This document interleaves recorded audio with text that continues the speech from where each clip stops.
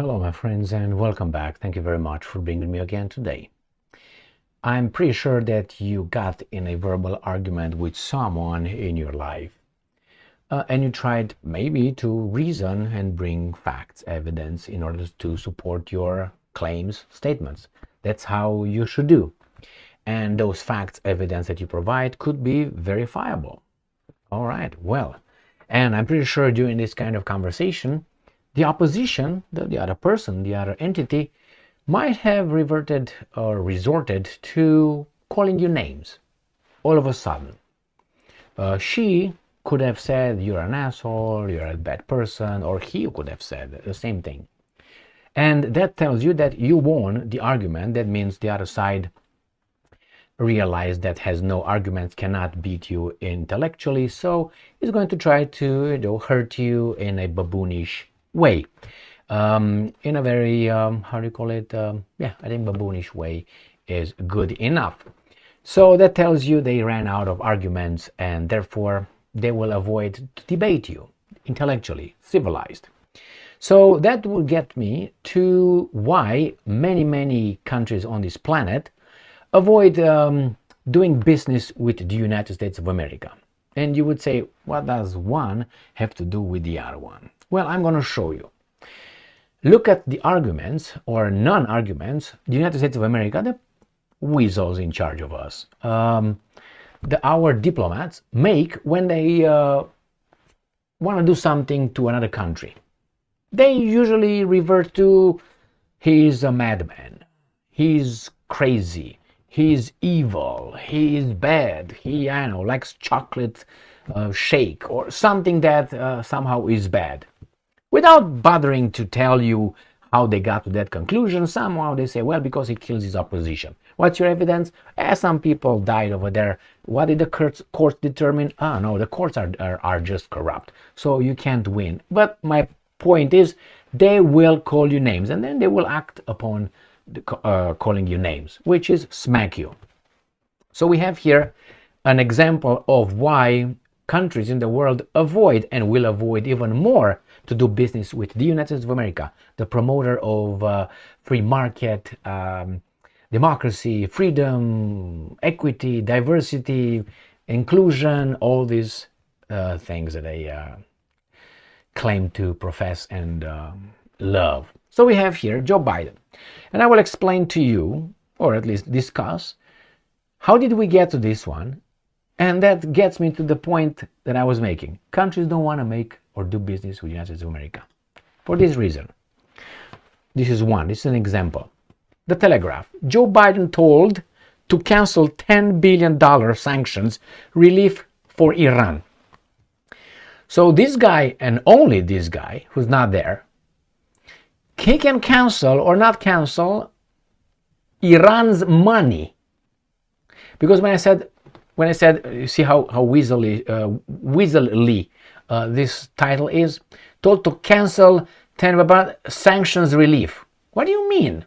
Well, I will explain. Actually, the money is Iran's money that is supposed to get from doing business with someone that the Americans call independent and sovereign and free and democratic, which is Iraq.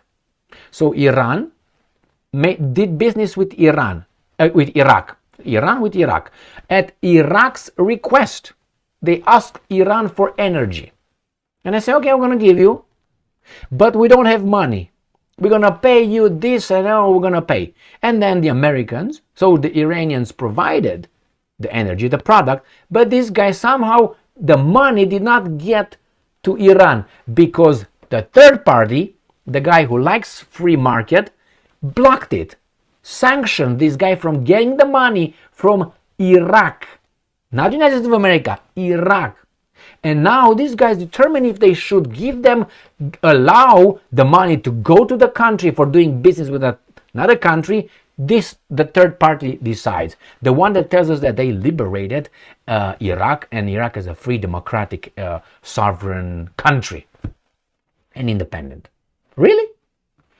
All right, let me show you this imbecile right here. Joe Biden is under mounting pressure to scrap $10 billion $10 billion in sanctions relief for Iran. He decides, that guy, just that guy, after its drone and missile attack on Israel. Again, what does Israel have to do with Iraq, Iran, and United States of America, and the money that Iraq is supposed to give to Iran for receiving a product? Well, you can make, if you want, mental gymnastics and prove to me that Iran is bad. When Iran is bad, remember, in the argument, then we can do whatever we want. How is Iran bad? I don't know. Right now they attacked Israel, that's why. And they wage a proxy war against our allies in the Middle East. And our own troops that are in the Middle East occupying Syria, for instance. And do not want to leave Iraq somehow, independent Iraq. My friends, that's why they don't want to debate. That's why they call names. And they say, we're not going to talk to Russia. Russia is not ready to talk. Why? Because you're not ready. You don't have the arguments. All right, let's go further. Republican congressmen have demanded the U.S. president reverses his decision to unfreeze Iranian funds. So we unfroze them? Under what kind of power? Well, doing business somehow with American banks, maybe? Generated from electricity shipments to Iraq. Clear? The U.S. first waived sanctions on the $10 billion in 2018, giving Iran access to money that had been frozen. Iran's money. Remember, I do business with you, all right, and then somehow someone freezes my money from the bank, from our business, and that guy decides if that bank should give me the money, or whomever got the money that I did business with you. So you got the product, but you don't give me the money because someone else decides. Would you do business again, not only with Iraq, with those guys, because you're going to say Iraq, if you're going to do business the same way next time and we have to deal with those garbage, no thank you. Do you think the Chinese don't see that? Do you think that other countries don't see that? But hey, US has the banking system like that. So what are they going to do? We're not going to invest. We're not going to give you loans. So what are we going to do? We're going to pull all our sponsorship in your country. And maybe we're going to pull a regime change in the meantime, and maybe a bombardment because you, violate some human rights somewhere. Exaggerating a little bit.